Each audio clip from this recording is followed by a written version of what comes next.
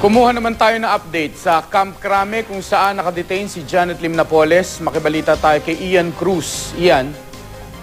Yes, alam mo Mark, umalis na mula dito sa Camp Crame yung dalawang taga Makati RTC, yung binabanggit ng mga sheriff na nagmula doon sa Makati RTC para magsilbi ng commitment order. At Mark, nanggaling na rin sila doon sa NCR, sa CIDG NCR para nga ibigay nila yung kopya kay Senior Superintendent Roberto Fajardo, ang Regional Commander ng CIDG NCR. Pero Mark, ang may mga kumalat na ulat na kasama na umano ng dalawang sheriff na yan, yung si Janet Lim Napoles. Pero ang pinaka-latest na nakukuha natin ngayon, Mark, saka ang feasible talaga na nangyari, nandito pa raw sa Campo Crame itong si Napoles, sapagkat yung umalis doon na sasakyan ng sheriff na mula sa Makati, dadalawa lamang daw silang tumulak sakay ng kanilang sasakyan.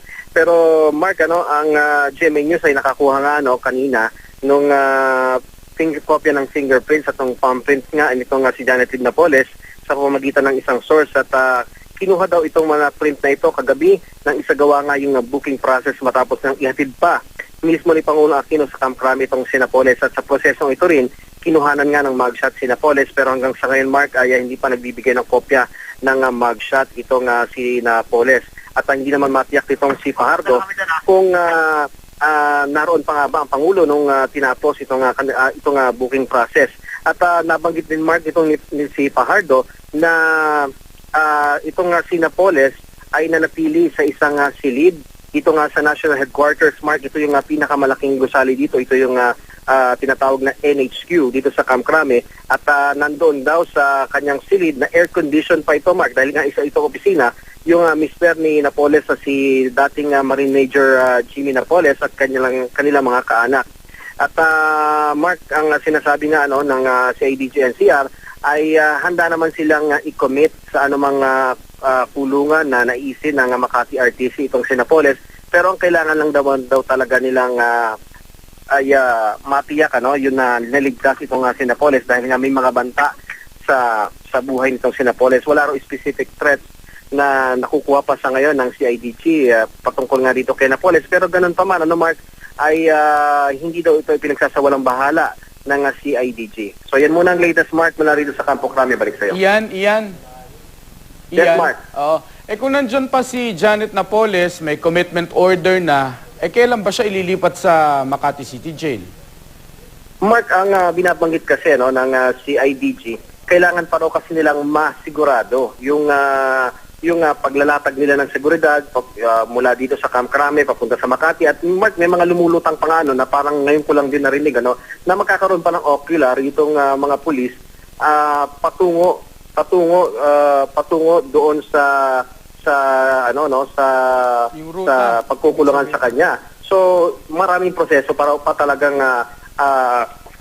magaganap bago talaga mailipat itong si Janet Lim Napoles. Pero Mark, ang understanding ko naman ay hello, sorry Mark, medyo may movement lang dito, Mark, ang sinasabi nga nila kailangan, sabi ng CIDG NCR, ay kailangan talaga nila na matapos yung proseso para nga mailipat na si Napoles na sa pinakamabilis. So Mark, meron dito nagpapa-interview ngayon. Hindi ko pa makita kung sino to. Pero ito si Senior Superintendent sa Sindak ng siya yung tagapagsalita ng PNP. Makikinig lamang tayo. Kung may oras pa tayo, Mark, i-patch na rin natin siya. Mark? Sige. Kung may sasabihin siya, may importante siyang announcement. Might as well. By the CIDG yung paglalagakan. Sir, ginagawa po ito ng PNP because merong imminent threat sa buhay ni Napoles? Yes, that is also a consideration, a factor din yun. Gaano kalaki yung threat sa buhay niya, sir? I cannot answer that as of this moment. I am not in a position to answer. Sir, nandiyan pa ba si Napoles? Yes, I answered that earlier. Ulitin ko, minsan pa, Janet Napoles is still in Camp Crame. Sir, after ng survey? So yan, Mark, narinig natin mismo kay Senior Superintendent Ruben Theodore Sindak, ang tagapagsalita ng PNP, na nandito pa nga sa Camp Crame itong si Janet Lim Napoles. So hindi totoo yung kumalat na balita kanina na naalis na nga siya Iyan, mula dito sa lugar na ito. Mark? Iyan, may lilinawin lang ako isa kasi sinabi mo kanina na mag-o-ocular sila. Saan? Sa ruta ng pagdadala sa Makati o yung pagkukulungan mismo? Hindi ba dapat BJMP na ang may jurisdiction doon? Ibig mo ba sabihin, PNP rin ang magsisecure sa kanya habang nandun siya sa city jail?